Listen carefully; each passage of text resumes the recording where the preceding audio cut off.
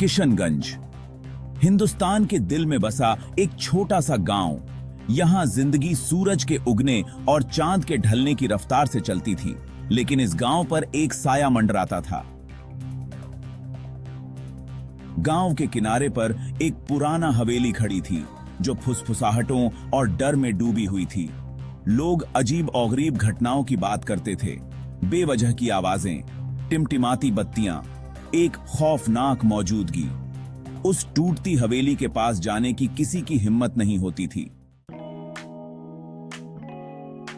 12 साल की नयना अपनी दिलकश हंसी और गुड़ियों के प्यार के लिए जानी जाती थी। उसकी आंखें चमकदार और जीवन से भरपूर एक मासूमियत से चमकती थीं, जो हर मिलने वाले के दिल को गर्म कर देती थी। उसके गुड़ियों का संग्रह उसका गौरव और खुशी था। हर गुड़िया उसके दिल में एक खास जगह रखती थी। दोस्ती और रोमांच की कहानियां फुसफुसाती थीं। ये मेरी फेवरेट है। ये मुझे दूर देशों की कहानियां सुनाती है। एक दिन नयना के दादाजी शहर की एक पुरानी दुकान से लौटे। उन्होंने उसे एक बेहद खूबसूरत चीनी मिट्टी की गुड़िया तोहफे में दी। उसने लाल मखमली पोशाक पहनी हुई थी। उसकी आंखें भेदी नीली थीं। लेकिन गुड़िया के बारे में कुछ परेशान करने वाला था। उसका नाम रानी था, एक ऐसा नाम जो श्रद्धा और भिखाम को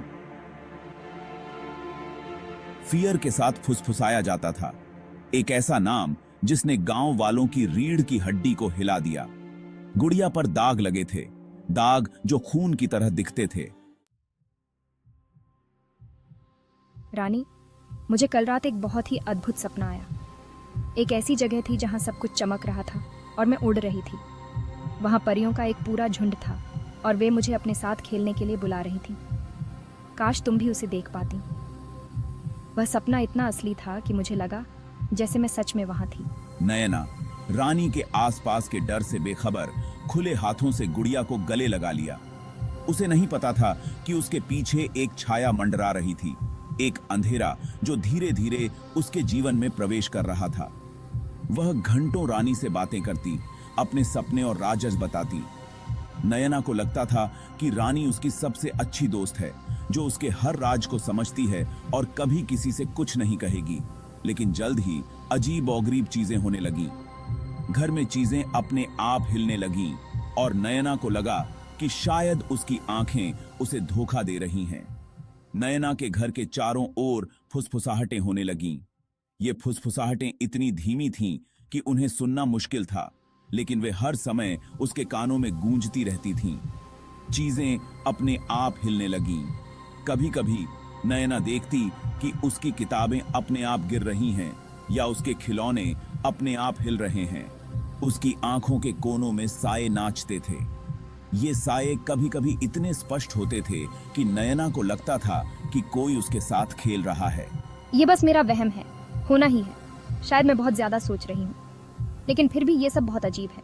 लेकिन गहरे में डर का एक बीज बोया गया था। नयना के मन में एक अनजाना डर बैठ गया था, जो धीरे धीरे बढ़ता जा रहा था। उसे नहीं पता था कि ये डर उसे कहां ले जाएगा, लेकिन वह जानती थी कि कुछ तो गलत हो रहा है। हालांकि गांव वाले सच्चाई जानते थे। वे अतीत की एक दुखद घटना के बारे में बताते थे। रानी नाम की एक जवान लड़की की पुरानी हवेली में बेरहमी से हत्या कर दी गई थी। उनकी आत्मा, उन्होंने कहा, गुड़िया के भीतर फंस गई थी।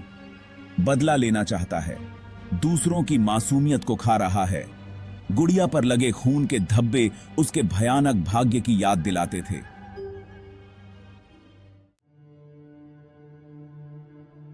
जैसे जैसे घटनाएं और अधिक बार और भयावह होती गईं, गांव के लोग अपने घरों में दुबकने लगे।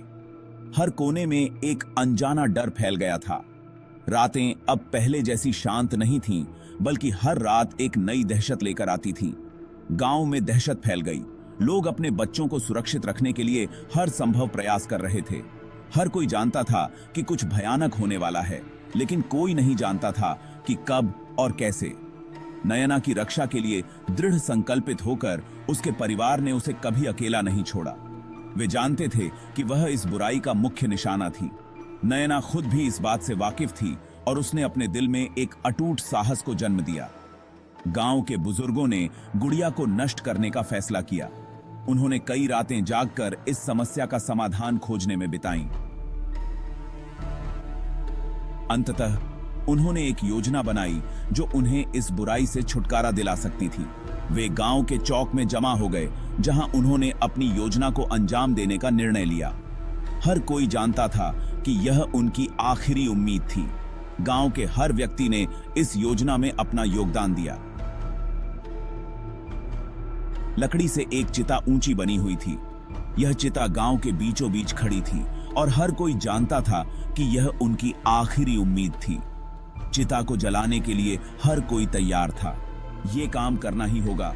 हमें इस बुराई से छुटकारा पाना होगा। यह हमारे अस्तित्व की लड़ाई है। हमें इस बुराई से छुटकारा पाना होगा। यह हमारी आखिरी उम्मीद है। अगर हम इसे नहीं कर पाए तो हमारा गांव हमेशा के लिए बर्बाद हो जाएगा। हमेशा तय थे। गुड़िया को आग की लपटों में फेंक दिया गया और हर कोई सांस रोककर देख रहा था। आग की लपटें ऊंची उठीं और गुड़िया को अपने आगोश में ले लिया। उसका चीनी मिट्टी का चेहरा आग से जगमगा उठा। ऐसा लग रहा था जैसे वह गुड़िया भी इस आग से लड़ रही हो। उसकी आंखों में एक अजीब सी चमक थी। लेकिन जैसे ही आग की लपटें शांत हुईं, गुड़िया छूटी हुई रह गई। हर कोई हैरान था। यह कैसे संभव हो सकता है? क्या यह बुराई इतनी शक्तिशाली है कि आग भी इसे नष्ट नहीं कर सकती? उसकी नीली आंखें एक भयानक रोशनी से चमक रही थीं। यह रोशनी इतनी भयानक थी कि हर कोई डर के मारे पीछे हट गया। यह गुड़िया अब और भी खतरनाक लग रही थी। गांव वाले भय से हांफने लगे। हर कोई जानता था कि अब उनकी मुश्किलें और बढ़ने वाली हैं। यह गुड़िया इतनी आसानी से हार मानने वाली नहीं थी। रानी इतनी आसानी से हार मानने वाली नहीं थी। उसकी आंखों में एक अजीब सी चमक थी जो यह बता रही थी कि यह लड़ाई अभी खत्म नहीं हुई है। गांव वालों को अब और भी सतर्क रहना होगा। डर ने अब गांव वालों के दिलों पर राज कर लिया था। हर कोने में, हर चेहरे पर एक अनकही दहशत की छाया थी। गांव के लोग अपने घरों में दुबके हुए थे। दरवाजे बंद, खिड़कियां बंद। कोई भी बाहर जाने की हिम्मत नहीं कर रहा था। उन्होंने नयना से गुड़िया छोड़ने की विनती की। नयना की गुड़िया रानी अब एक रहस्य बन चुकी थी। लोग कहते थे कि रानी में कुछ अजीब था, कुछ ऐसा जो समझ से परे था। प्लीज नयना, रानी को छोड़ दो। हम सब के लिए, अपने लिए। ये गुड़िया तुम्हारे लिए खतरा बन चुकी है। ये तुम्हारी अपनी भलाई के लिए है। हम तुम्हें खोना नहीं चाहते। ये गुड़िया तुम्हारे जीवन में अंधेरा ला रही है। मैं नहीं कर सकती माँ। रानी मेरी है, मैं उसे नहीं छोड़ सकती। वो मेरी दोस्त है।